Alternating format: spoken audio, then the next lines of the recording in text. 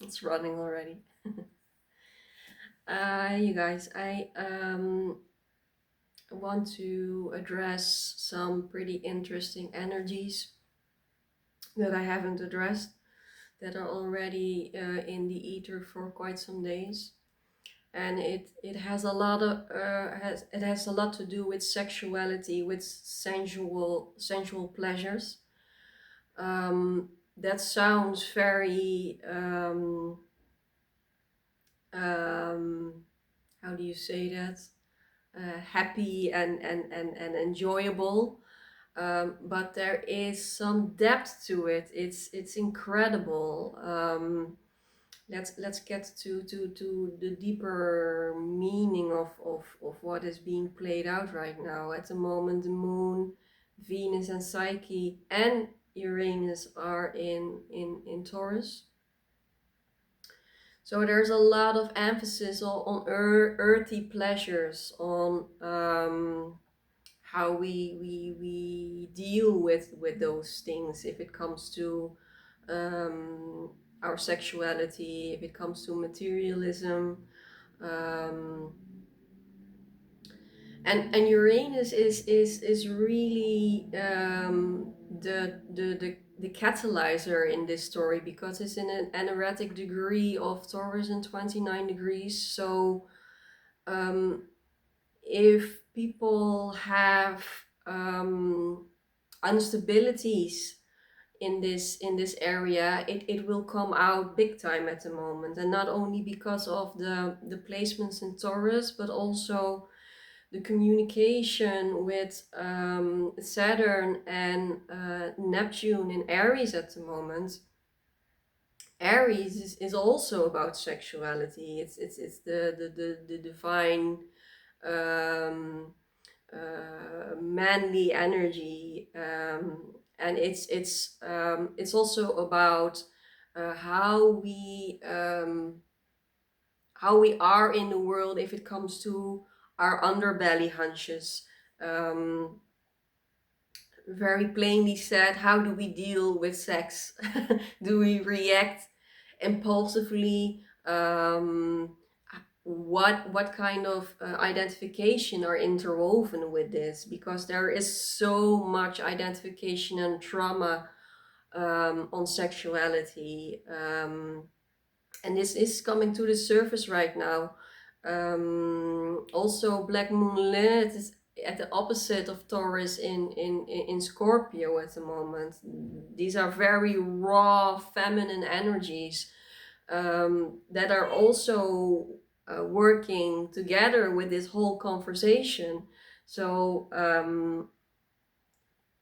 what the moment is really being highlighted is um, what traumas are we linking to our sensual pleasures? What traumas are still linked with sexuality? Is it a pure experience, or are there still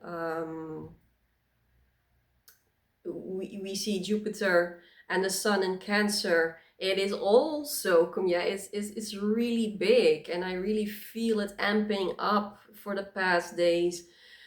Cancer is about close relationships. It's about intimacy.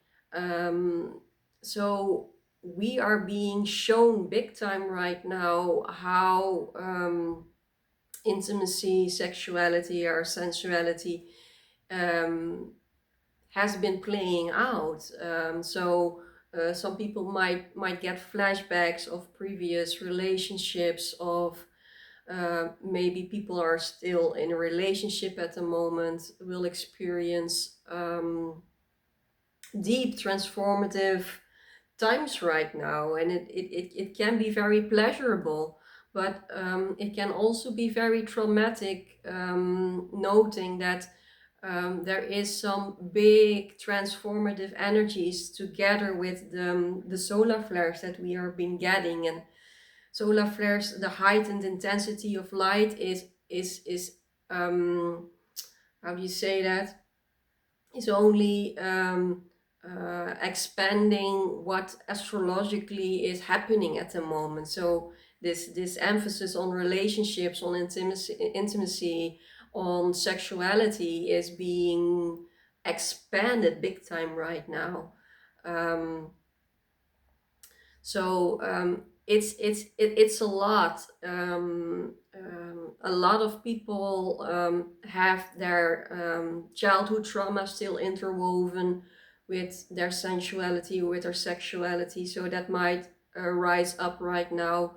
How are you using your sexuality? Is it out of a adult, um, healthy gravitation, loving gravitation towards someone, or you come from a point of lack in what was not met during childhood. These themes are being highlighted right now for us to be seen, like what is it, with what intention um, do we connect with our sexuality. um, Black Moon Lilith in Scorpio is also very much about raw feminine energy. In Scorpio, it's also the house of intimacy. It's a house of sex. Um, so it's huge.